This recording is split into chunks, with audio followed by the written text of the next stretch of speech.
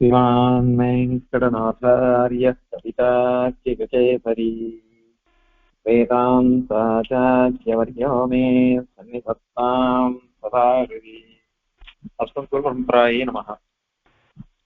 இதுலயும் இந்த உபாதான காரணம் நிமித்த காரணம் ரெண்டும் பரமாத்மாவே அப்படின்னு சாதிக்க போறார்.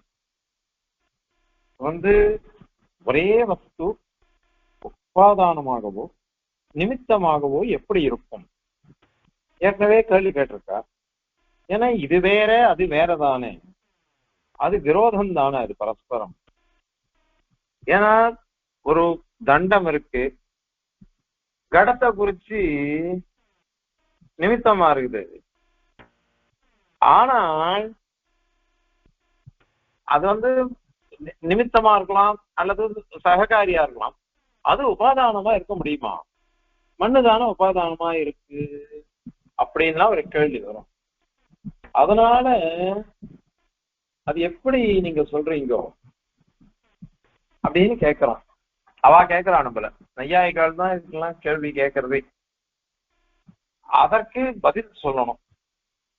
ஒரே வஸ்து ரெண்டுமா இருக்கலாம், இருந்தாலும் ஒண்ணும் விரோதம் கிடையாதுன்னு அவ சொல்ற விஷயத்தை பிடிச்சுட்டே பதில் சொல்ல போற இருப்போம். ஒருத்தன் ஒரு சேதனன் இருக்கான், அவனுக்கு தனக்கு சில விஷயங்கள் வேணும் அப்படின்னு பிரயத்தனப்படுறான். தனக்கு சில விஷயங்கள் வேணும்னு பிரயத்தனப்படுறான். தன்னுடைய பிரயத்தனத்தினாலேயே தனக்கு சுகம் முதலானவைகள்லாம் அவனுக்கு வருது. அவன் சில தப்பு பண்ணினான்னாக்கா அவனுக்கு துக்கம் வந்துடுவது. அதே அவன் நல்லது சரியா பண்ணினான்னாக்கா அவனுக்கு சந்தோஷம் வருது.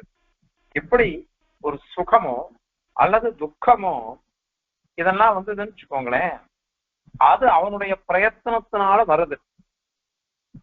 பிரயத்தனத்தினால வர்றதுனால அந்த பிரயத்தனம்ன்றது என்னது, சுகம்ன்றது என்னது, துக்கம்ன்றது என்னது அப்படின்னா ஞானத்தினுடைய நிலைகள் தான் அவைகள். நிறைய வாட்டி சொல்லிருக்கோம், இச்சா துவேஷ பிரயத்னாக சுகம் இத்தலசதி ஞானத்தோ நாதிர்த்தாக அப்படின்னுட்டு சுவாமிய சாதிக்க போற பின்னாடி.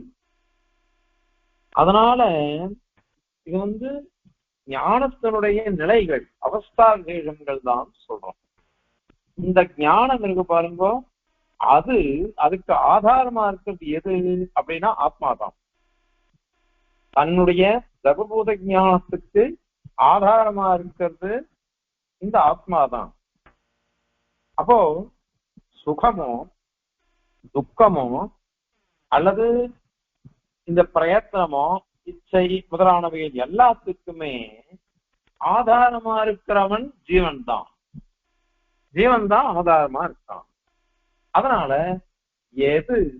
எவனுக்கு ஆதாரமா இருந்தோ அல்லது எதற்கு எது ஆதாரமா இருந்தோ அது உபாதானமா தான் இருக்கும்.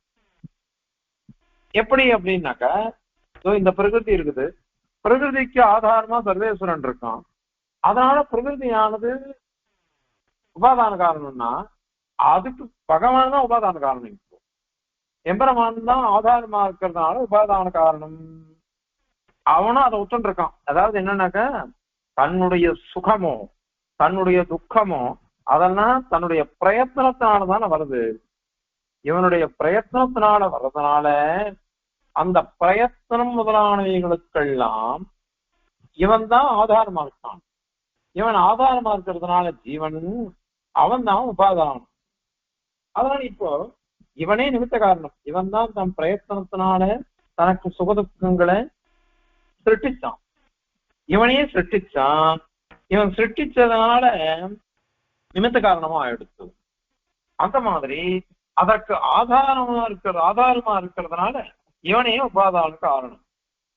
இத அவளும் உத்தன் இருக்காது, அவனத உத்தன் இருக்கா. அதனால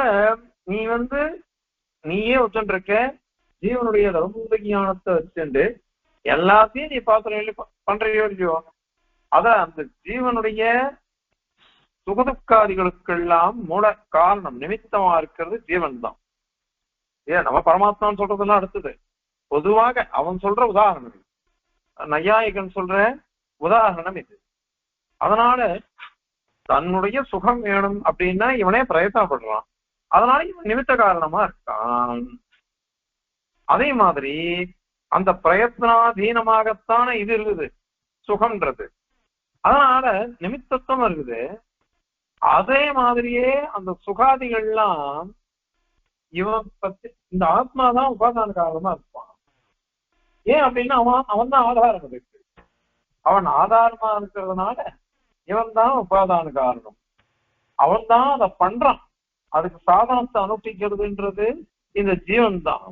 அதனால் நிமித்த காரணமும் அவனே, உபாதான காரணமும் அவனே அப்படின்னுட்டு நீயும் ஒத்துருக்க. அதே மாதிரி எம்பெருமான் சர்வாதாரணா போயிட்டதுனால இந்த பிரபஞ்சத்துக்கு ஆதாரமா எம்பெருமான் இருக்கான். லோகாமயத்தை அப்படின்னு சொன்னாக்கா எம்பெருமான் தான் சங்கல்பித்தான். எம்பெருமான் சங்கல்பித்ததுனால அவன் தான் இதுக்கு காரணம்.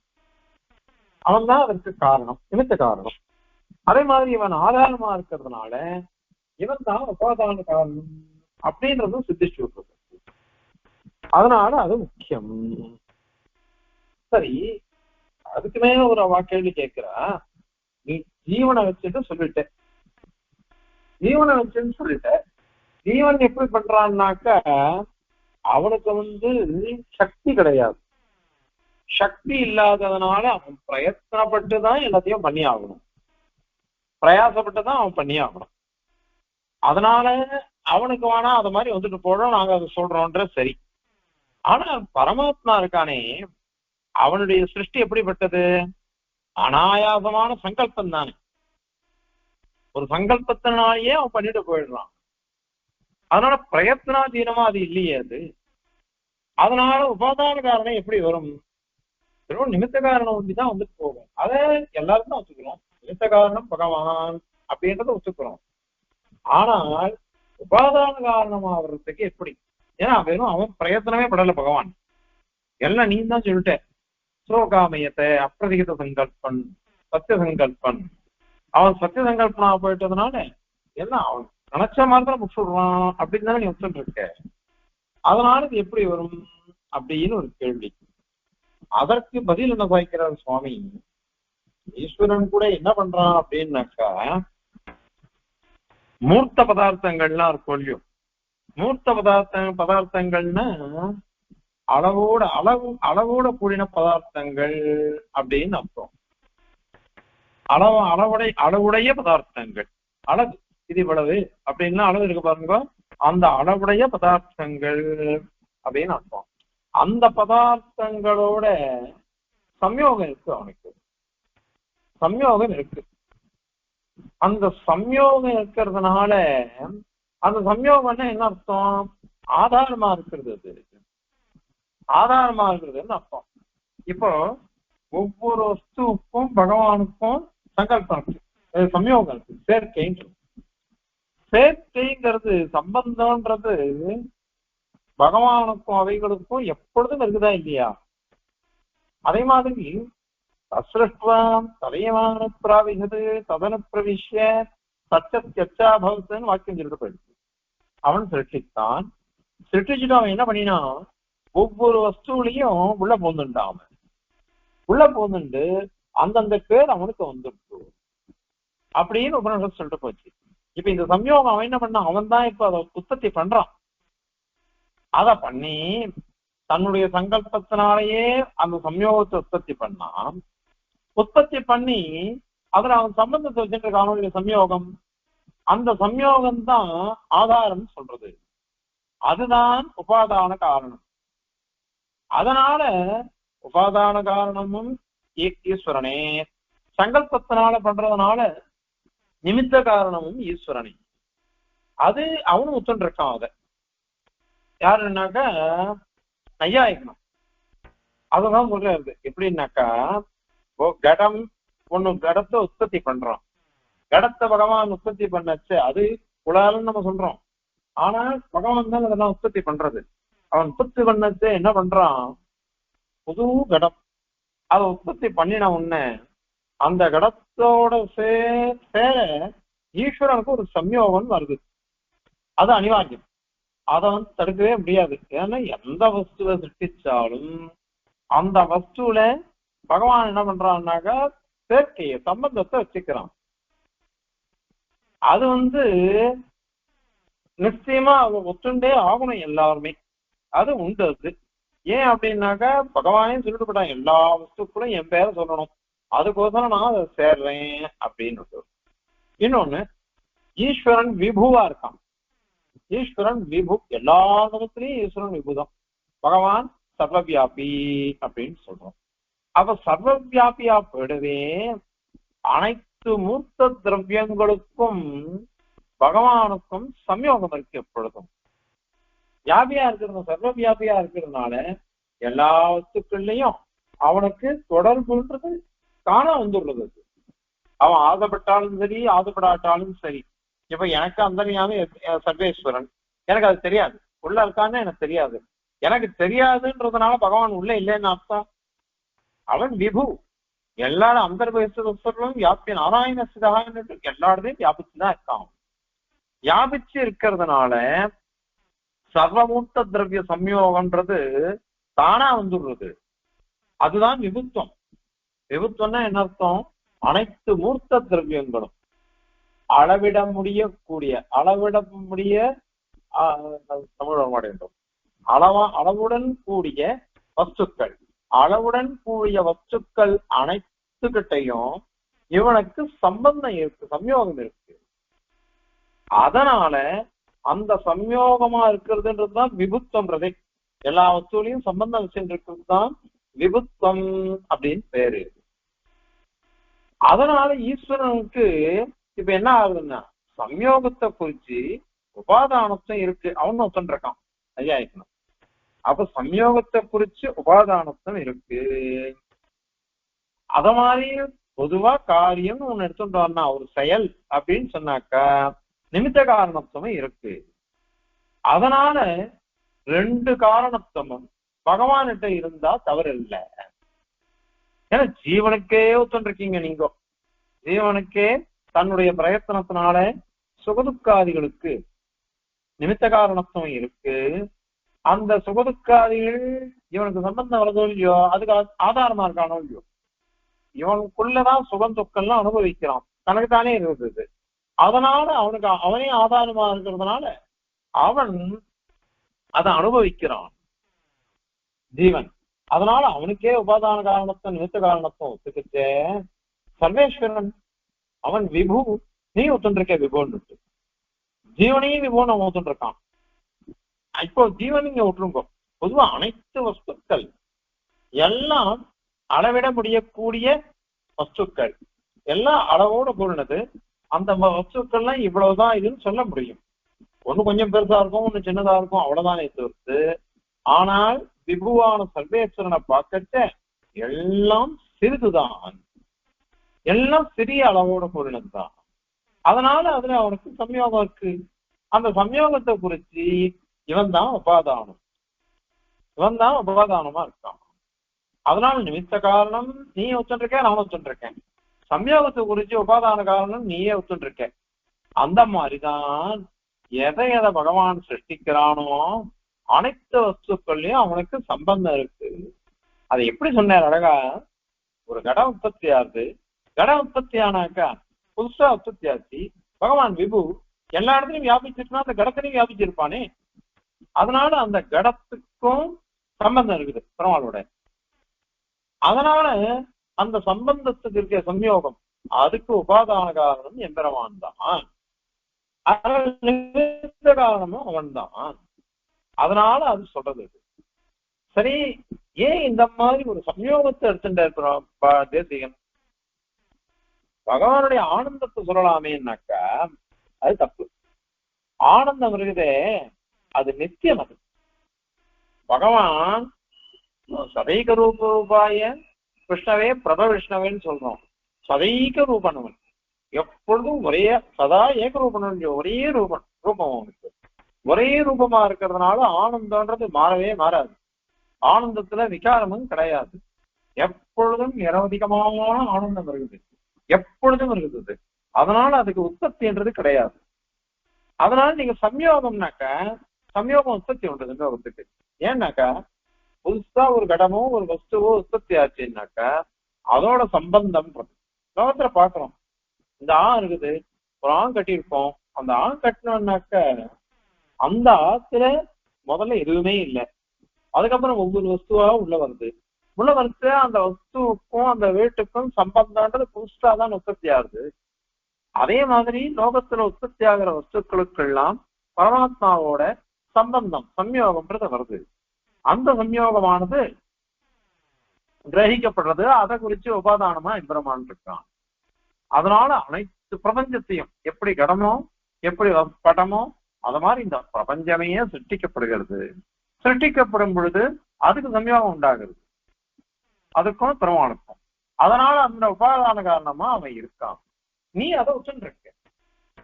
நீ ஒத்துருக்கிறதுனால ஒரே வஸ்துக்கு உபாதான காரணத்தம் நிமித்த காரணத்தம்ன்றது வந்தா தோஷம் கிடையாது நீயே சொல்லிருக்கியே. அதனால அது தவறே கிடையாது அப்படின்னு சச்சார். அதுக்கு மேல அவ ஒரு கேள்வி கேட்கிறார். ஜீவனுடைய சுகம் முதலானதுன்னா என்னது? நம்மளும் ஒத்துருக்கோம், நையாயிகனும் ஒத்துருக்கான். தர்மபூத ஞானத்தினுடைய நிலைகள் தான் அப்படின்னு ஒத்துருக்கான் எல்லாம். ஆனால் தர்மபூத ஞானம் நித்தியம். சித்தாந்தத்துல ஞானம் நித்தியம் தான் நமக்கு. நம்ம சித்தாந்தத்துல பெருமாள், பிராட்டி, ஜீவராசிகள், காலம், பிரகிருதி, சர்வபூத ஞானம் இந்த 6 நித்தியங்கள்.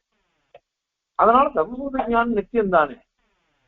அப்போ தன்னுடைய பிரயத்தனத்தினால உற்பத்தியான சுகம் அப்படின்னு அவன் சொல்றான். நாம அவளை பார்த்து சொல்றோம், அவனும் ஒத்துக்கிறான். அதை தன்னுடைய பிரயத்தனத்தினால உற்பத்தமா இருக்கக்கூடிய சுகாதிகள் அப்படின்னு சொல்றது எப்படி சொல்லலாம்? ஏன்னா சர்வபூத ஞானம் தான் நித்தியமாச்சே. நித்தியமான ஞானத்தினுடைய நிலைகள் தானே இவைகள் தான். அதுக்கு போய் எப்படி சொல்ல முடியும் அப்படின்னு ஒரு கேள்வி வரும். அவஸ்தா விசேஷங்கள் தர்மபூத ஞானம் நித்தியமா இருந்தா கூட அதனுடைய அவஸ்தா விசேஷத்துக்கு இது இருக்கலாமே, உற்பத்தி விநாசம் இருக்கலாமே. ஏன்னா ஒரு கடம் இருக்கு, மண்ணுன்றது நித்தியமா இருக்குது. ஆனால் அந்த மண்ணுடைய அவஸ்தைகள் இப்ப கடமா இருக்கு. அது உடஞ்சதுன்னா கபாலமா மாறுது, அப்புறம் கபாலிகையா மாறுது, அதுக்கப்புறம் மிருத்தா மாறுது திருப்பி. இந்த மாதிரி நிலைகள்லாம் மாறிட்டே இருக்கலையோ, அந்த மாதிரி இருக்கலாமே அப்படின்னா அது தப்பு.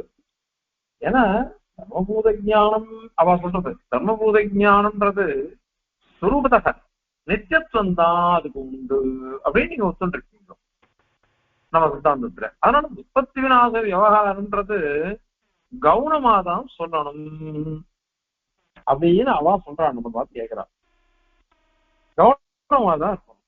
அப்ப கவனம்னு சொல்லிட்டான்னாக்கா அப்போ இது விபரீதமா போயிடுமே. அது உண்மையா இல்லை, எப்பொழுதும் நிச்சயமாதான் இருக்குது அப்படின்றதுக்கு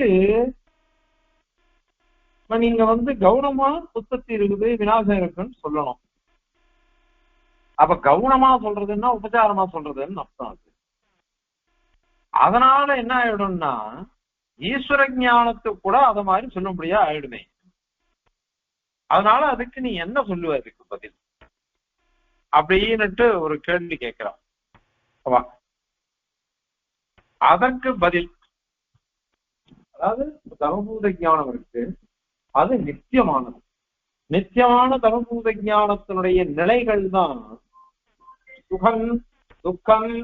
அதெல்லாம் சுகம் துக்கம் முதலானவைகள்லாம் தர்மபூத ஞானம் நித்தியமானது, அதனுடைய நிலைகள் தான் அப்படியே இருக்கு. அதெல்லாம் நித்தியமா இருக்கிறதுனால அந்த நித்தியமான தர்மபூத ஞானத்துக்கு உற்பத்தி விநாசத்தோட கூடினது எப்படி வரும்? உற்பத்தியே அதுக்கு வராதே, ஏன்னா நித்தியம் நீங்க சொல்றீக்கியே, அது எப்படி வரும் அப்படின்னு கேள்வி. அல்லது அதுக்கு நீ உபச்சாரமா சொல்றேன்னு சொன்னியானாக்க அப்ப பகவானுக்கும் எல்லாம் உபச்சாரம்னு வந்துடும். பகவானுக்கும் உபச்சாரம்னு வந்துருச்சுனாக்கா அப்ப நீ இந்த உபாதான காரணத்தும் நிமித்த காரணத்தும் சொல்ல முடியாதே உன்னால சொல்லவே முடியாது. அதனால இது எப்படி வரும்னு இப்ப கேள்வி. அதற்கு பதில் பெருமாள் சிவராமாயணம் ஒரு வாக்கியம் சொல்றது, ஒரு பக்தன் துக்கப்படுறான்னு வச்சுக்கோங்க, அப்போ பெருமாளும் கஷ்டப்படுறாரு. அத மாதிரி அங்க ஸ்லோகம் யசனேஷு மனுஷ்யானாம் விருஷம் பவதி துக்கிதா அப்படின்றது. யசனேஷு மனுஷ்யானாம் விருஷம் பவதி துக்கிதா உற்சவேஷு சர்வேஷு பிதேவ பரிதுஷ்யதி அப்படின்னு. ஒருத்தனுக்கு துக்கம் வருது, மனுஷியாளுக்கு துக்கம் வர்ற சமயத்துல அவன் ரொம்ப துக்கிதனா இருக்கும், ரொம்ப கஷ்டப்படுறான், அவனுக்கு துக்கம் வருது அப்படின்னுட்டு இது சொல்றது. அதே அவளுக்கு சந்தோஷம் வந்துருச்சுன்னு வச்சுக்கோங்க. சந்தோஷம் வந்துருச்சுன்னா ஒரு தகப்பனார் தன்னுடைய குழந்தைக்கு சந்தோஷம் வந்ததுன்னா எவ்வளவு ஆனந்தப்படுவான், அந்த மாதிரி பகவான் ஸ்ரீராமன் சந்தோஷப்படுறான் அப்படின்னு சொல்லிட்டு. இதுக்கு அந்நியதா வியாக்கியானம் கிடையாது. அதெல்லாம் இல்ல, பெருமாள் எப்பொழுதும் நிரந்தர ஆனந்தத்தோட கூடினவன், எப்பொழுதும் ஆனந்தத்தோட கூடின பெருமானுக்கு இந்த மாதிரி துக்கம்லாம் வராது அப்படின்னு நீ சொல்ல முடியாது. அதனால அதுக்கு என்ன பதில் சொல்றது அப்படின்னு கேட்டாக்கா, ஏன்னா பெருமாளுக்கு அதுக்கு பதில் இத சொல்ற தயைன்னு ஒரு குணம் இருக்கு. அந்த தயைங்கிறது உற்பத்தி தான் ஆறுது, உற்பத்தி தான் ஆறுது. எப்பொழுதும் தயைன்றது எப்ப தய வரும்? ஒருத்தன் கஷ்டப்படுச்சு, ஐயோ இவன் கஷ்டப்படுறானே, அந்த கஷ்டத்துல இருந்து அவனை இது பண்ணிடணும், விடுவிச்சிடணும் அப்படின்னு ஆதம் வருது பாருங்க. பரதுக்க நிராசிக்கீர்ஷா அப்படிங்கிறார் சுவாமி.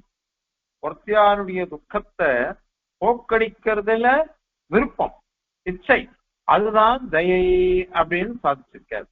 இது பரமாத்மாவனுடைய குணம், கல்யாண குணங்கள் ரொம்ப விசேஷமான குணம் அது. அதனால அது நூதனமா தானே உற்பத்தி ஆகுது, நூதனமா தான், உண்மையா புதுசாதான் உற்பத்தி ஆகுது. ஏன்னா ஒருத்தன் கஷ்டப்பட்டாதான் அவனுக்கு தயன்றது வரும். ஒருத்தன் கஷ்டமே படல, ஆனந்தமா இருக்கான், நிச்சய சூரியனை பார்த்து பகவானுக்கு தய வரதான் அவளுக்கு அனுகிரகம் பண்றான். ஆனால் அங்க தயவரத்துக்கு பிரமேயம் இல்லை, அவன் ஆனந்தமா இருக்கான். பகவான் மாதிரி சமய சேவையே நித்திய நிர்தோஷகந்தாக சொன்னதுனால நமக்கெல்லாம் கஷ்டம் வருதுன்னா பிராரப்த கர்மா. அதே அவளுக்கு அது இல்லை, எழுதியும் கர்ம விஷயத்தமே கிடையாது, அதனால அவகிட்ட அது இல்லை. அதே நமக்கு கர்ம விஷயத்துல இருக்கிறதுனால அது வருது. அது வர்றதுனால தயைன்றது புதுசாதான் உண்டாகுது, அதனால அது அங்கீகரித்துதான் ஆகணும் அது. அதனால இப்போ இதெல்லாம் தேவை, இதெல்லாம் தேவை. அதனால பரமாத்மாவுக்கு நிகிரகம் இருக்கு, அனுகிரகம் இருக்கு. நிகிரகத்துக்கு வேண்டிய சங்கல்பம் வேணும், அனுகிரகத்துக்கு இருக்கிற சங்கல்பம் வேணும். இப்படி இருந்ததுனால எல்லாம் அங்கீகரித்துதான் ஆகணும். அவன் இத மாதிரி கேட்டு எப்படி நீ பதில் சொல்ல போற? இதுக்கு உற்பத்தி வினா நித்தியமான தர்மபூத ஞானம். ஏன்னா சங்கல்பம் சொன்னாக்கா அதுவும் ஞான சேஷம் தான். அப்போ நித்தியமான தர்மபூத ஞானத்துக்கு இது எப்படி வரும் அப்படின்னு கேள்வி. அதற்கு பதில் ஜீவ தர்மபூத ஞானத்துக்கு, ஜீவனுடைய தர்மபூத ஞானத்துக்கு நித்தியத்துவம் இருக்கு. ஆனால் ஒருத்தன் நல்லா தூங்கிட்டு இருக்கான், தூங்கிட்டு இருக்கிற சமயத்துல அவனுடைய ஞானம் வேலை செய்யலையே, வேலையே செய்யல.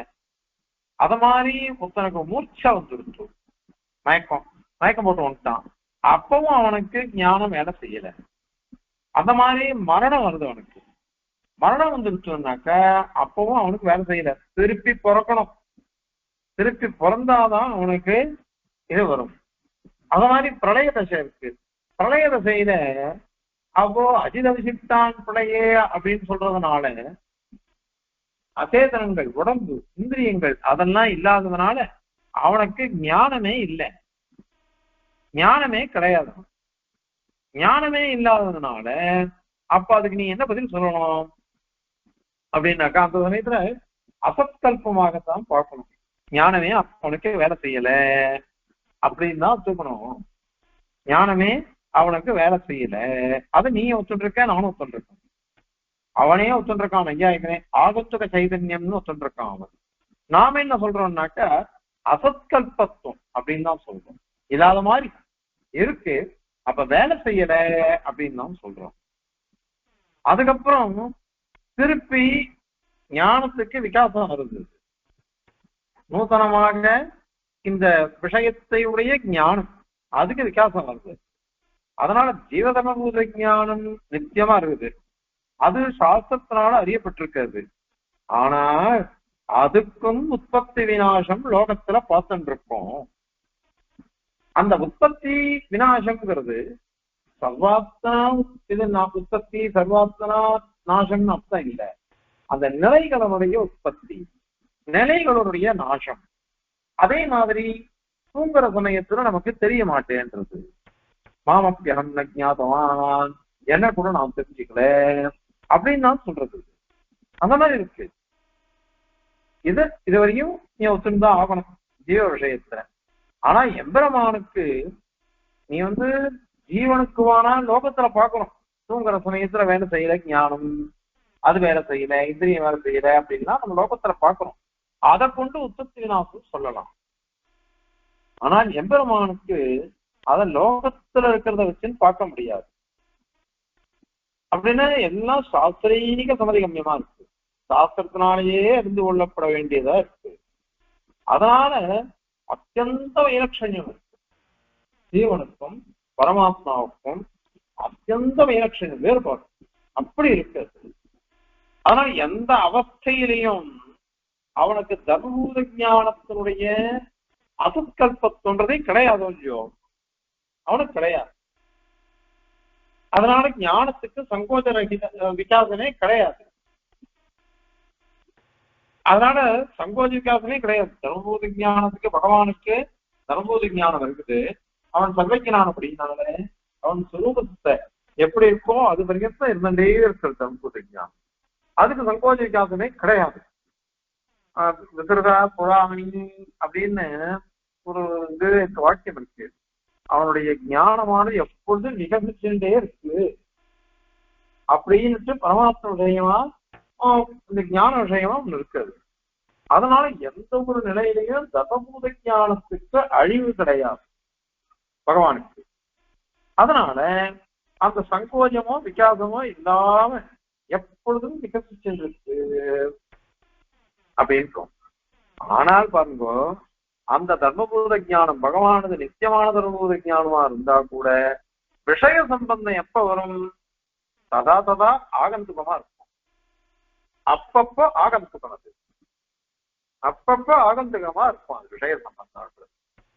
ஏன்னா இது பிரத்யக்ஷ சித்தம், அது பிரத்யக்ஷ சித்தம். ஏன் அப்படின்னா லோகத்துல எது எது சிருஷ்டிக்கப்படுகிறதோ அப்பதான் விஷய சம்பந்தம் வருது. நான் பிறக்கிறதுக்கு முன்னாடி என்னுடைய உடம்பு, என்னுடைய இந்திரியங்கள், என்னுடைய இதுக்கெல்லாம் சம்பந்தம் கிடையாது. ஆத்மஸ்வரூபத்துக்கு மட்டும் சம்பந்தம் இருந்தது. ஆனால் இந்த உடம்புக்கு சம்பந்தம் இல்லை, இந்திரியங்களுக்கு சம்பந்தம் இல்லை பகவானுக்கு. அப்போ ஏன்னா நான் பிறக்கவே இல்லையே, நான் பிறந்த மூலதான் சம்பந்தம் வந்தது. அப்படின்னா என் பொங்கல் எப்ப பிறந்தா? நான் பிறந்து 28 வருஷம் கழிச்சு அப்புறம் பிறந்தா, 28-29 வருஷம் கழிச்சு. அதனால அப்பதான் குழந்தைகளோட சம்பந்தம். இப்படி ஒவ்வொரு வஸ்துவுக்கும் அதனால இந்த ஆபத்துகள் தான் இருக்கு. அதனால இந்த தோஷமே இல்லையே. அதனால நீங்க லௌகிக யுக்தியோட கொண்டு இந்த மாதிரி நீங்க சொல்றது லௌகிக யுக்தியை வச்சுட்டு, நாங்க சொல்றது எப்படி தெரியுமா? சாஸ்திர யுக்தியை வச்சுட்டு சாஸ்திரம் சொல்றது, சாஸ்திரம் சொல்ற தர்க்கவாதம் இது. ஞானம் எல்லாருக்கும் நிச்சயம்தான். ஆனால் ஜீவராசிகளுக்கு, அதிலும் பக்தாளுக்கு, சம்சாரிகளுக்கு மாத்திரம் அந்த மாதிரி இல்லை, அந்த மாதிரி கிடையாது. ஏன்னாக்கா அவளுக்கு கர்மா பந்தம் இருக்கிறதுனால அவளுக்கு வந்து சில சமயம் சங்குச்சிதமாகவும் சில சமயம் விகசிதமாகவும் இருக்கும். அந்த மாதிரி தூங்குற சமயத்துல இந்திரியங்கள்லாம் களைப்பாகும். களைப்பாடுற சமயத்துல விசிராந்தி பண்ணிக்கிறது. அந்த சமயத்துல இந்திரியங்கள் வேலை செய்யறது இல்லை. அதனால ஞானமே அவனுக்கு தெரிய மாட்டேங்குது, எதுவும் தெரியறது இல்லை. மரண தசையில கேட்கவே வேண்டாம், இந்திரியங்கள் அனைத்துமே கலைந்து போடுவது. அப்போ எதுவுமே இருக்கிறது இல்லை. ஆகையினால அவன் வந்து பூர்வபக்ஷி எப்படி சொன்னான் நையாயிகன், ஜீவனை நேர பார்க்கலாம் அனுபவத்தினால, அதை வச்சுட்டு அவன் சொன்னான். அதை நாமளும் அப்படி சொல்லல, ஸ்ருதிய வச்சுட்டு சொன்னோம். ஸ்ருதியானது பகவானுடைய சத்திய பிரஜா பிரசுதா புராணின்னு இன்னும் ஞாபகம். அவனுடைய பகவானுடைய பிரஜை ஞானமானது புராணி நிச்சயமா இருக்கிறதுன்னு அர்த்தம். அது மாதிரி பிரசுதா அப்படியே வியாபிச்சுன்னு இருக்காது, வியாபிச்சுன்னு எப்பொழுது இருக்குது அப்படின்னு சொன்னாங்க. அதனால இந்த கேள்வியே வராது பகவத் விஷயத்துல. தர்மபூத ஞானம் நித்தியமாச்சே, நித்தியமான தர்மபூத ஞானத்துக்கு அவஸ்தா வேதங்கள்லாம் கூட உற்பத்தி விநாசமே இருக்காது, இருந்துச்சுன்னாக்கா தர்மபூத ஞானமே அடிபட்டு போயிடுமே அப்படி அப்படின்லாம் கேள்வி கேட்டா அதற்கு பதில் தர்மபூத ஞானம் நித்தியம்தான். ஆனால் பகவானுக்கு அப்படி இருந்தா கூட இந்த வஸ்துக்கள்லாம் நிச்சயமா இல்லையே. அப்பப்பதான் அதுக்கெல்லாம் உற்பத்தி, எப்ப உற்பத்தி ஆகிறதோ அப்பதான் அந்த வஸ்துக்களோட பெருமாளுக்கு சம்பந்தம் வருது. அதனால அந்த சமயத்துல அத மாதிரி உபாதான காரணமா இருக்கான். பிரபஞ்சம் அப்படித்தானே, எப்பொழுதுமே பிரபஞ்சம் இருக்கான்னா பிரளய தசையில ஒண்ணுமே கிடையாது. அதுக்கப்புறம் தான் பகவான் வந்து சிருஷ்டிக்கிறான். அதனால இந்த கேள்வியே வராது அப்படின்னு சாதிச்சாரு. அதுக்கு மேல ஒரு கேள்வி கேட்கிறாவா, சரி சம்யோகம் முதலான காரியங்கள்ல பரமாத்மாவே நிமித்தம் உபாதானம் நீ சொல்ற, ஆனா இந்த சம்யோகம்ன்றது ஒண்ணு இருந்ததே அது வந்து திரவியம் இல்லையே, அது அத்ரவியம் தானே. திரவியம் கிடையாது, அத்ரவியம் தான். அதாவது குணம், அவளும் ஒத்துருக்கா குணம்னுட்டு. நையாயிகால் தான் அவ குணம்னு சொல்றா. அவ 24 குணம் ஒத்துருக்கா. அந்த 24ல சம்யோகம்ன்றது ஒரு குணமாக ஒத்துருக்கா. அப்போ நாமளும் அந்த மாதிரிதான் ஒத்துண்டாகணும். ஒரு சம்பந்தம் தானே இது, ரெண்டு திரவியங்களுக்குள்ள இருக்கக்கூடிய சம்பந்தம் தான் சம்யோகம்ன்றோம். ஒரு கடம் இருக்கு, அந்த கடம் இந்த பூதலத்துல உட்கார்ந்து இருக்குது. பூதலத்துல நம்ம வச்சோம்னு வச்சுக்கோங்க, அந்த கடத்துக்கும் பூதலத்துக்கும் பூமி தர அது ரெண்டுத்துக்கும் ஒரு சம்பந்தம் வருது. பூதலமும் திரவியம்தான், கடமும் திரவியம்தான். அது ரெண்டுத்தினுடைய தொடுதல் சம்பந்தம் அப்படின்றது ஒரு குணம்தான். அதனால அத்ரவியமாக இருந்தா கூட பிரபஞ்சம் வந்து திரவியம் தானே, அதுக்கு எப்படி உபாதான காரணமா ஆகும் அப்படின்னு அவ கேள்வி கேட்கிறான். அதற்கு பகவான் வந்து சர்வ காரணமா இருக்கான். அவனுக்கு அனைத்து ஜகத்துக்கும் ஜகத்தினாலேயும் நிரூபிக்கப்பட்டதான உபாதானத்தும் கூட இருக்கு. எப்படி வரும் அது அப்படின்னு சொன்னாக்கா, ஸ்ருதி யதோபாயமானி பூதானி ஜாயந்தே ஏன ஜாதானி ஜீவந்தி எப்படின்னு விதம்பேன்னு சொல்லிச்சு. அதுல என்ன சொல்லிச்சு அப்படின்னாக்கா, ஆதாரமா இருக்கிறது தானே உபாதானம் நாங்க சொல்லிருக்கோம். எப்ரயந்தி அபிசம்விஷந்தின்னு வாக்கியம் இருக்கு. அதுக்கு லய காலத்துல ஆதாரமா இருக்கிறது அப்படின்னு அர்த்தம். பிரளய காலத்துல ஆதாரமா இருக்கிறது அப்படின்னு அர்த்தம். அப்ப உபாதானத்துவம் இல்லைன்னு நினைச்சுக்கோங்க, அப்ப ஆதாரமா இருக்க முடியாது. உபாதானத்துவம் இல்லைன்னு ஆதாரமா இருக்கவே முடியாது. பிரம்மம் பரமாத்மா ஆதாரமா இருக்கிறதுன்றது என்னது அப்படின்னா, பிரளய காலத்துல அதுதான் போய் வியாபிச்சு பகவான் தான் ஆசிரியம். எல்லாத்துக்கும் ஆதாரமா எம்பெருமான் தான் இருக்கான். எம்பெருமானோட எல்லாம் ஒட்டின்னு இருக்கு சூக்ஷமாக அப்படின்னு தான் ஸ்ருதி சொல்றது. எல்லாம் லீயத்தேன்னு அந்த லீயத்தேன்ற ஒரு கிரியாசபத்தை சொல்லி இருக்கிறது. லயத்தை அடைகிறது அப்படின்னு. லயத்தை அடைகிறதுன்னா என்ன அர்த்தம்? உப்பு ஜலத்துல கரைஞ்சி கொடுத்து, உப்பு ஜலத்துல கரைஞ்சி போயிடுச்சுன்னாக்கா அப்போ ஜலத்துல லயத்தை அடைஞ்சிருக்குன்னு அர்த்தம். உப்பு சுவை ரூபமா அது இருக்கு. அந்த உப்பு கரிக்கிறதே அது ஜலத்துல இருக்குது. அதனால உப்பு நாசத்தை அடையல. அதனால உப்பு இல்லவே இல்லைன்னு சொல்ல முடியாது. ஆனால் அது தன்னுடைய ரூபத்தை விட்டுட்டு அப்படியே ஜலத்துல லயத்தை அடைஞ்சிருக்கும். லயத்தை அடைஞ்சிருக்குன்னு என்ன அர்த்தம்? ஜலமானது உப்புக்கு ஆதாரமா இருக்குது அப்படின்னு அர்த்தம். அந்த மாதிரிதான் இங்கேயும் உபாதானமா இருந்தால்தான் ஆனா இந்த இடத்துல ஜலம் வந்து உபாதானம் கிடையாது உப்புவுக்கு. அதை விட்டுடுங்க. பொதுவா உதாரணத்துக்கு வந்து சொன்னது. இங்க சர்வேஸ்வரன் உபாதானமா இருக்கிறதுனாலதான் அனைத்துக்கும் லயஸ்தானமா இருக்கும். பிரளயஸ்தானமாக, அதாவது லயத்தை அடைகிறதுக்கு ஸ்தானம். அதனால ஆதாரம். நீ உபாதானம் இல்லைன்னு சொல்லிட்டா ஆதாரமே வராது. அதனாலதான் சூத்திரக்காரர் என்ன பண்ண, ஆத்மகிருதே பரிணாமாத் அப்படின்னு சூத்திரம் சாட்சிக்கு போயிட்டு, ஆத்மகிருதே பரிணாமாத் அப்படின்னு சூத்திரத்தினால என்ன ஆயிடுச்சுன்னா, நேற்றையா சொன்னோம், ததாத்மானம் ஸ்வயம் அகுருத. ஆத்மானம் ஸ்வயம் அகுருத, தன்னை தன்னை தானே பண்ணினான் அப்படின்றது. ஆத்மானம் ஸ்வயம் அகுருத, தானே தன்னை பண்ணினான். தானே தன்னை பண்ணினான்னாக்கா, தன்னை பண்ணினான்றதுனால இந்த பிரபஞ்சம் தானாகவே அவன் பரிணமிக்கிறான். அதனால அவன் உபாதான காரணம். அகுருத்த பண்ணினான், செய்தான், சிருஷ்டித்தான் அப்படின்னு சொல்றதுனால அது நிமித்த காரணம். அதனாலதான் ஆத்மகிருத்தேன்னு சொல்றக்காரர் அவன் பரிணாமாத் அப்படின்னு சாதிக்கிறார். பரிணாமாத் அப்படின்னாக்கா நேற்று கூட சொன்னோம், அசத்வா இதமக்ர ஆசி சதோவை சதஜாயச அப்படின்னு சொன்னோம். முதல்ல அசத் ரூபமா இருந்தது. அசத் ரூபம்னா என்ன அர்த்தம்? நாம ரூப விபாக அனர்ஹமா இருந்தது. அப்போ தேவன் மனுஷன் அந்த மாதிரிலாம் கிடையாது. பூலோகம் அந்த லோகம் இந்த லோகம்லாம் கிடையாது, எதுவுமே இல்லாம இருந்தது அப்போ. அதுக்கப்புறம் என்னாச்சு? சதோவை சதஜாயச. அதுக்கப்புறம் தான் இது வந்து ரூபத்தை அடைந்தது அப்படின்னு சொல்றோம். அதுதான் பரிணாமம். இப்படி பரிணாமம் வந்ததுனால சர்வோபாதானத்துவம், எல்லா பிரபஞ்சத்துக்கும் அனைத்துக்கும் இவன் தான். அதனால தன்னைதானே பரிணமிக்கிறான், தன்னைத்தானே பிரபஞ்சமாக பரிணமிச்சுக்கிறான் அப்படின்னு அர்த்தம் அது. சரி, இப்போ இதுவரை நீ சொன்ன புத்தண்டா கூட அது நேர்த்தியே கேள்வி வந்தது. இப்பயே அவர் கேள்வி கேட்கிறான். இத மாதிரி நீ சொல்றியோ, தானே பரிணமிக்கிறான் அப்படின்னு சொன்னாக்க, எப்படி ஒரு மண்ணு தானா கடமாக பரிணமிக்கிறதோ, அப்போ சுரூப விகாரம் வந்து முதல்ல மண்ணுன்னு பேரு, இப்ப கடம்னு பேரு. ஆரம்பணாதிகரணத்துல அதெல்லாம் கேட்டு பதில் சாதிச்சிருக்க எம்பெருமானார்.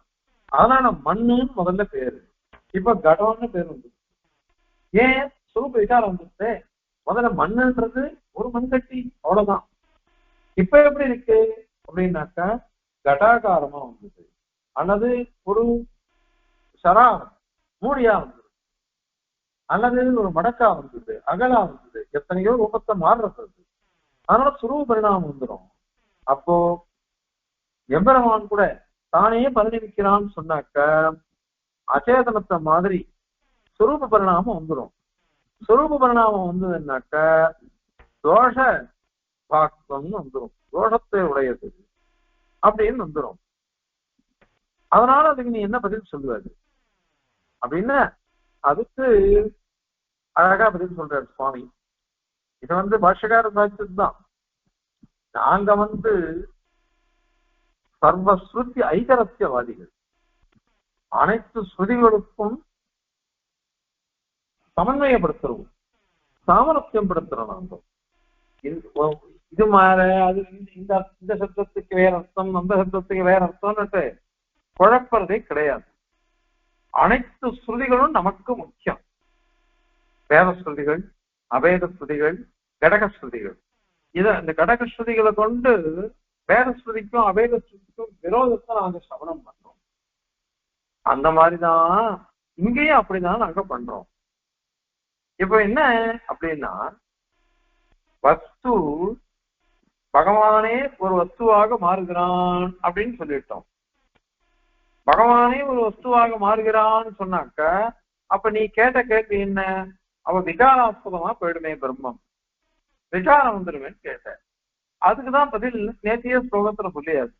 விகாரன்றது எதுல வரும் அப்படின்னாக்கா பகவத் சுரூபத்திலையும் வராது, ஜீவத் சுரூபத்திலையும் வரது இல்லை. வேற எதுல வரும்? அச்சேதனத்துல மாத்திரம்தான் வருது. விசேஷணத்தில் மாற்றம் வருமே தவிர்த்து விசேஷமான எம்பெருமானிடத்தில் வருவதில்லை. இதுதான் துவாரம் பேர். வழியா சென்று ஏதோ மத்தியவர்த்தியான நடுவுல இருக்கக்கூடிய ஒரு வஸ்து, அது என்னதுன்னா அச்சேதனமான பிரகிருதி. அதை கொண்டு இதுக்கு சமாதானம் சொல்லிடுறோம். அதனால சேதனம் அச்சேதனம் அவைகளை கொண்டு சொல்றோம். சேதனங்களுக்கு சுபாவ அந்நிதாபாவம் நேத்தியில் சொன்னோம், அச்சேதனங்களுக்கு சுரூப அந்நிதாபாவம் அதை வச்சுட்டு சொல்றோம். இல்லாத போனாதான் நீ சொன்ன தோஷம் தான் வரும். பிரம்ம சாட்சாத் ஜெகத் ரூபமா மாறிடுச்சு அப்படின்னு சொன்னாக்க ஜடத்துவம் வந்துடும், மாந்தியம் வந்துடும், விகாரம் வந்துடும், அதெல்லாம் வரும். அதனால இந்த ஸ்தூல பரிணாமங்கள்லாம் எங்க இருக்குதுன்னாக்க எம்பெருமானுடைய சரீரமா இருக்கக்கூடிய வஸ்துக்கள், சேதனா சேதனங்கள் அவைகள்ல தான் வருது.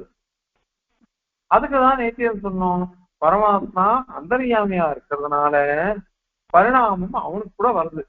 எப்படி வந்தது பரிணாமம்னா இதுலயும் இருக்கான் அதுலயும் இருக்கான். சூக்ஷ்மமான நிலையிலையும் அந்தர்யாமியா இருக்கான், ஸ்தூலமான நிலையிலையும் அந்தர்யாமியா இருக்கான். இப்படி சர்வாந்தர்யாமியா இருக்கிறதுனால அந்த பரிணாமன்றது கூட சரியா அமையாது. அதனால சூத்திரங்களும் சங்கதமா போயிடுச்சு. இல்லாத போனாக்க அத்வைதிகள் சொல்ற மாதிரி எல்லாம் பொய்ன்னு சொல்லணும், துவைதிகள் சொல்ற மாதிரி சரீராத்ம பாவமே கிடையாது, பாதி ஸ்ருதி ரோகத்தோட போயிடும். அதனால இது ரொம்ப தப்பு இது. அதனால ஜெகத் லோகத்துல இது எல்லா வேதாந்திகளும் அடிபடுறாங்க. ஆனால் பாஷ்யக்காரரோ சூத்திரகாரர் திருவுள்ளத்தை அறிந்து கொண்டு அனைத்து ஸ்ருதிகளுக்கும் ஐகரஸ்யம் பண்ற. ஐகரஸ்யம் ஒரே ரசத்துல போகணும், ஒரே ரசத்துல எல்லாம் போறதுனால நமக்கு எந்த ஒரு தோஷமும் நம்ம சித்தாந்தத்துல வராது அப்படி பாத்துக்கிறார் பாஷ்யக்காரர். அதுக்குதான் இத்தனை பிரயத்தனம் பிரயாசம். அதனால ஒரு ஜெகத் சுரூபமோ அதனுடைய காரணமோ அதுல நம்மளுடைய ஸ்தானம் என்ன, இதுக்கெல்லாம் எல்லாம் தபஸ் பண்ணிதான் தெரிஞ்சாலாம் ரிஷிகள் தான். அதுக்கெல்லாம் தான் இத்தனை இது உபபாதனங்கள் விளக்கங்கள். அதனால அத்வைதிகள்லாம் அபேத ஸ்ருதியை மட்டும் எடுத்துண்டு இது எல்லாம் பொய்யன்னு தள்ளிவிட்டார். வேத ஸ்ருதிகளை உண்டு எடுத்துண்டு துவைதிகள் அபேத ஸ்ருதிகளை அப்படியே தள்ளிவிட்டாப்பா. எல்லாம் அன்னிதானயனம் அன்னிதானயனம் அப்படின்னு சொல்லிட்டார். அத்வைதிகள் ஒரு பட்சம் மேல போனா ஒரு காலகட்டத்துல பின்னாடி வரப்போறது அத்வைத பட்சத்தை கன்னடம் பண்ண போறாரு. அந்த வேதங்கள் கூட அழிஞ்சு போயிடுறது அப்படின்னு அவ சொல்லிட்டு போயிட்டா.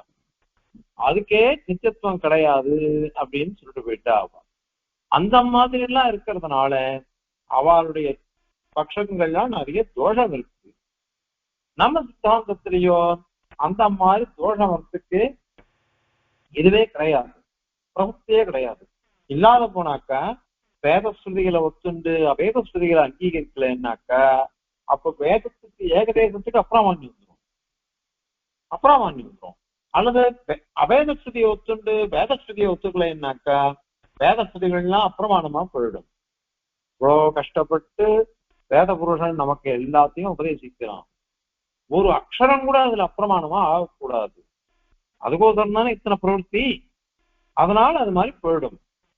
ஆகவே இந்த வாதமும் நமக்கு வேண்டாம், பேதவாதமும் நமக்கு வேண்டாம், அபேதவாதமும் நமக்கு வேண்டாம்.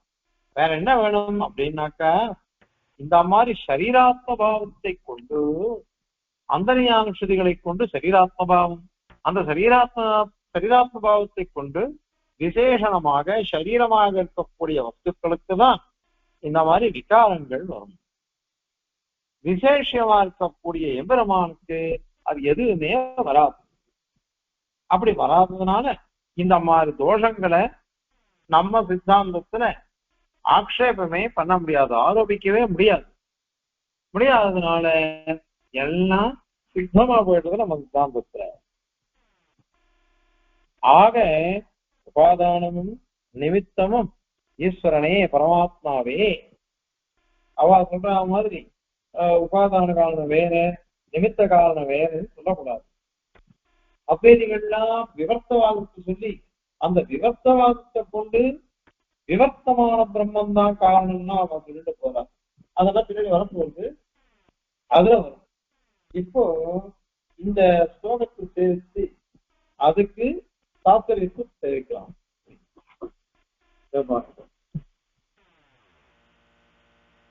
தத்தோபாதானமேவ ஸ்வசுகமுககுணே ஸ்வப்ரயத்ன பிரசூதே சம்யோகம் சத்யமோக்தை ஸ்வயமுபஜனயத் ஈஸ்வரோ ஏவமிஷ்டः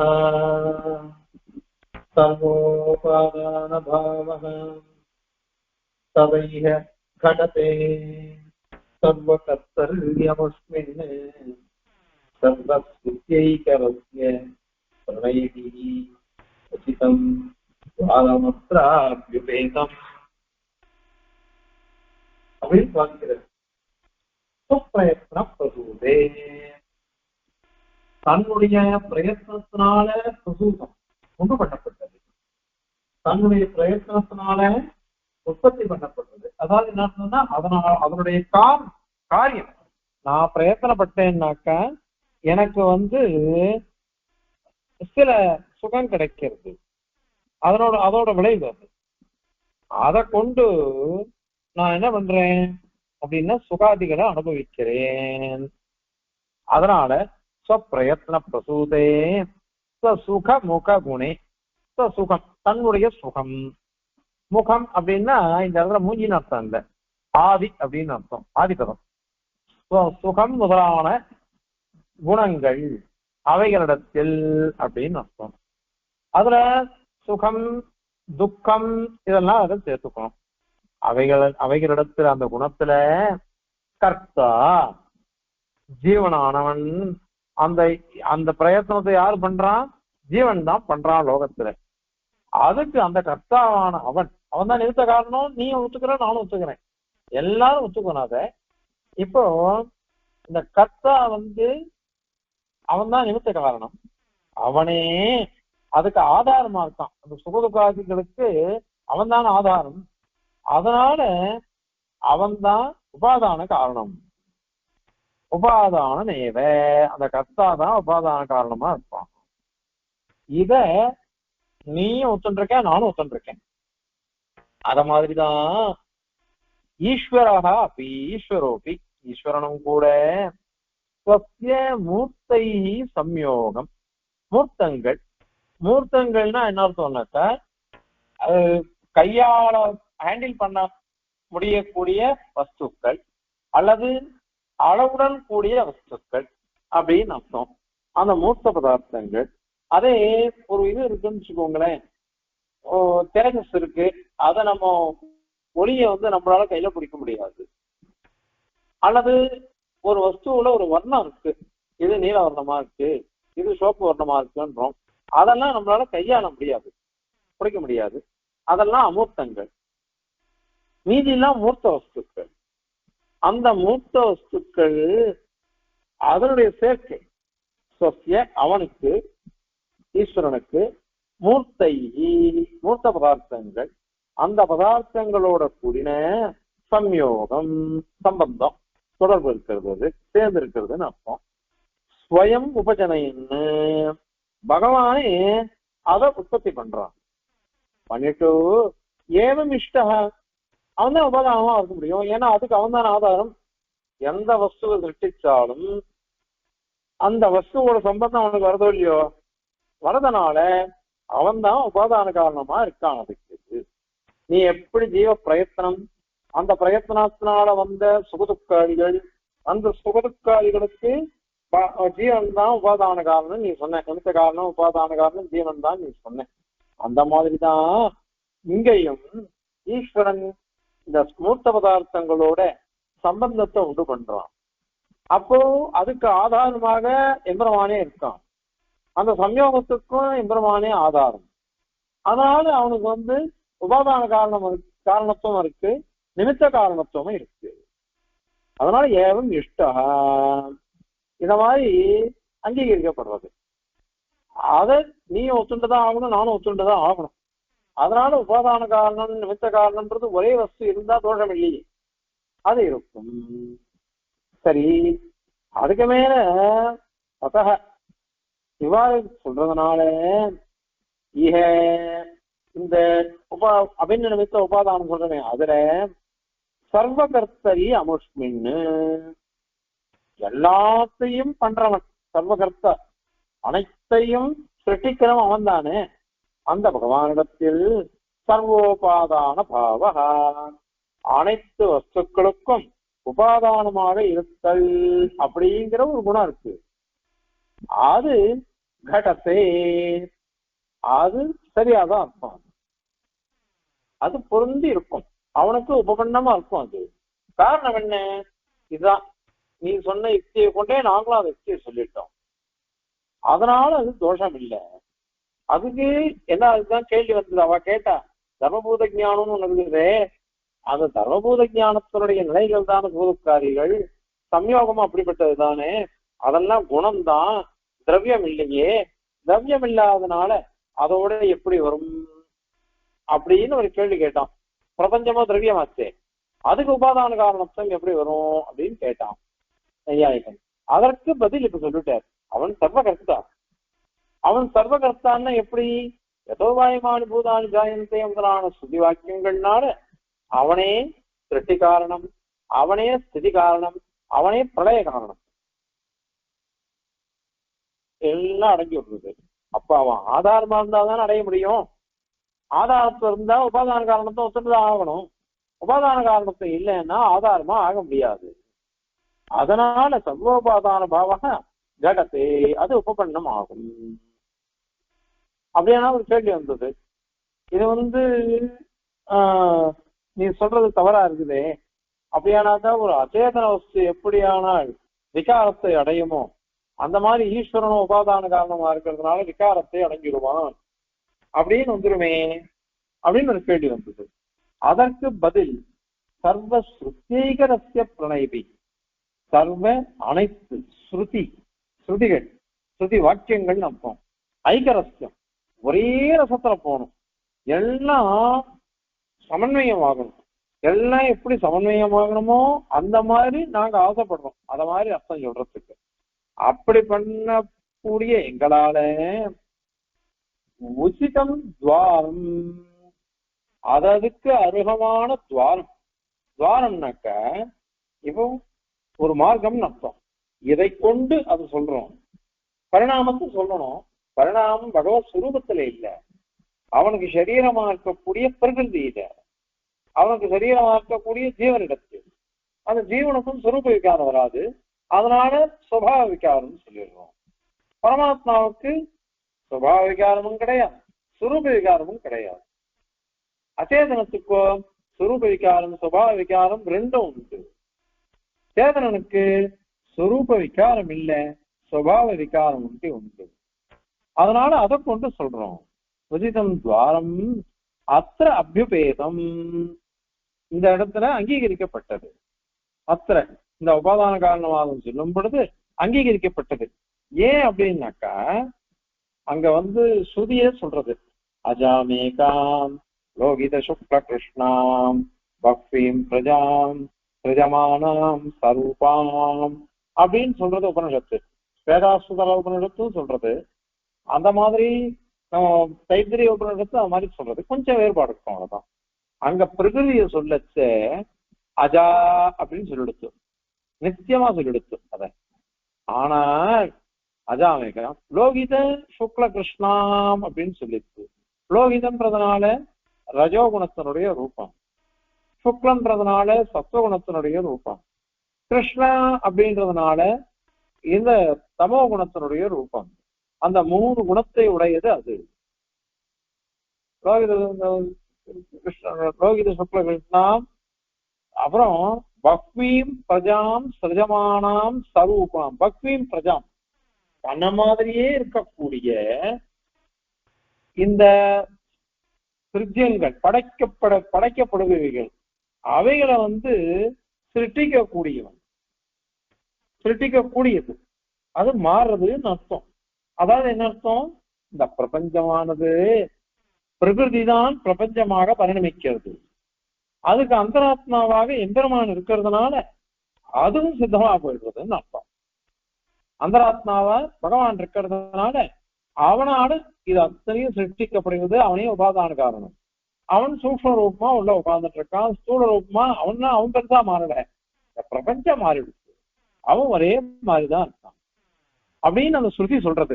அது அஜாமேகாம் லோகித சுக்லகிருஷ்ணாம் பக்வீம் பிரஜாம் சிரஜமானாம் சரூபாம். சரூபாம்னா தன மாதிரியே சிருஷ்டிக்கிறது. லோகத்தில் இருக்கிறதெல்லாம் 3 குணங்களோடு கூடினதாவே இருக்கு, அந்த மாதிரி இருக்கு. அத மாதிரி பரிணமிக்கிறது அப்படின்னு அர்த்தம். இப்படி பரிணமிக்கிறதுனால அச்சேதனத்துலதான் பரிணாமம் இருக்கே தவிர்த்து விகாரம் சேதனமான சர்வேஸ்வரத்துல இல்லவே இல்லை. அப்படி இல்லாததுனால அவன் உபாதான காரணமா இருந்துட்டே சுரூப விகாரமற்று ஆனந்தமா இருக்கான். அதனால அனைத்து ஸ்ருதிகளுக்கும் நாங்க சாமரஸ்யம் பண்ணிட்டோம்.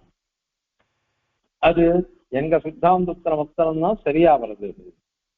நீதி சித்தாந்தங்கள்லாம் சில ஸ்ருதிகளுக்கு அப்பிராமான்யமே சொல்லும்படியா ஆயிடும்.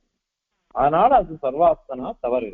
ஆகவே பிரம்மமே உபாதான காரணம், பிரம்மமே நிமித்த காரணம் அப்படின்னு சித்திக்கிறதுன்றத இந்த ஸ்லோகத்தினாலையும் சாதிக்கிறார்.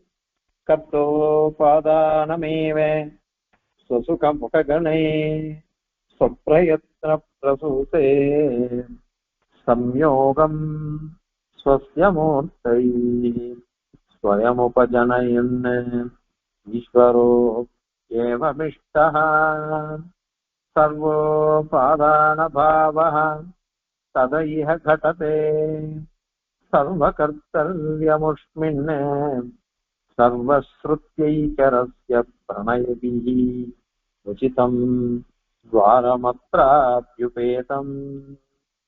கவிதாக்கிரபிம்மாய கல்யாண குணசாலினே ஸ்ரீமதே வெங்கடேஷாய வேதாந்த குரவே நமः. அஸ்மத்குரு பரம்பராயே நமः.